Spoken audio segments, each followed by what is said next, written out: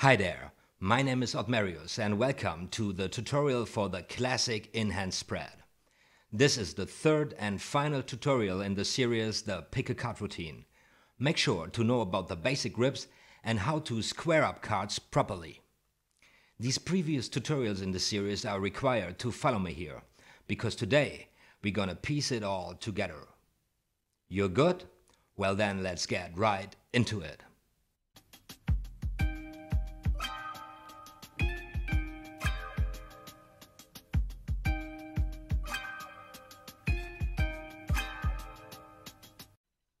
Every card trick depends on the spectator to be satisfied about the opinion that everything is happening with ordinary cards, especially if it isn't.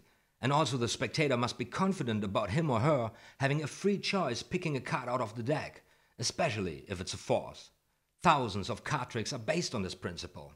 So next to the basic grips and the square up, you have to master how to spread cards appropriately. This is very important.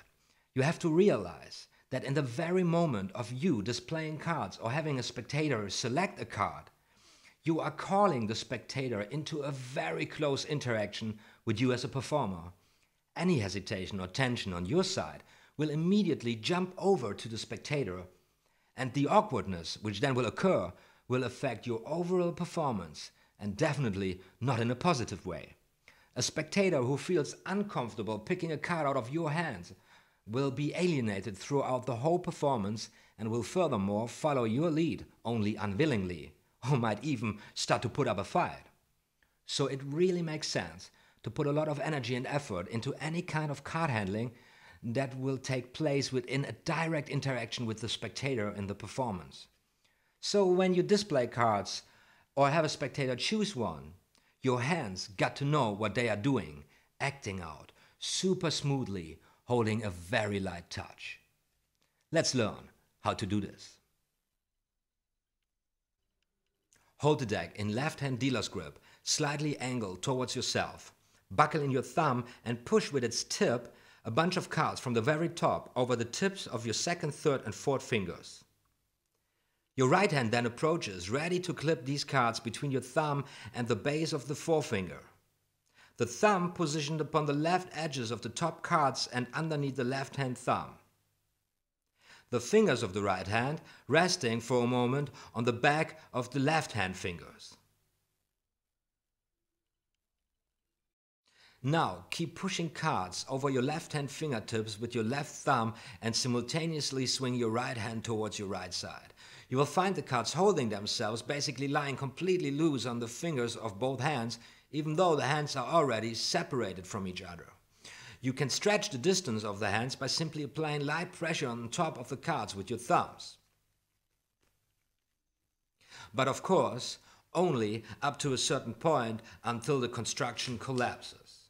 And you've got to figure out how far you can go with this, holding the lightest touch possible. Pushing the cards back together again, you're mainly using your right hand, pushing the cards into your left hand. On the way, you reach a point where the left hand easily takes over. Holding a neat dealer's grip, you can curl your second, third and fourth fingers inwards at the bottom of the deck, creating the space for the right hand to push the cards all the way into your left hand. Square up the cards, bring the deck into a dealer's grip, and you're good for another round. After a little while, you should get a feel for the behavior of the cards. Start experimenting by kind of piling up the cards from below in your right hand. Eventually, you will find that you don't need the left thumb at all for the display of easily 1/3 of the cards.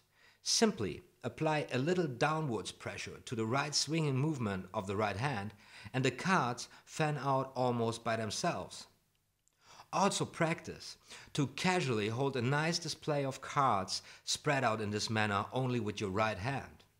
But whatever you do, always square up the cards neatly afterwards and bring them back into a proper basic grip before you proceed.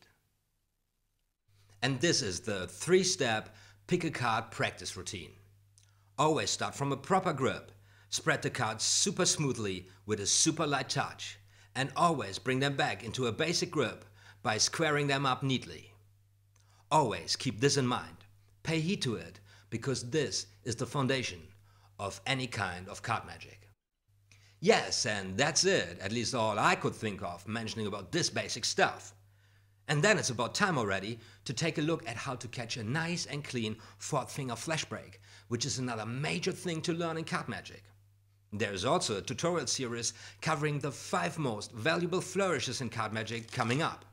And I still got to do the tutorial for the Pharaoh Shuffle in order to complete the series 4 rocking ways to shuffle like a pro.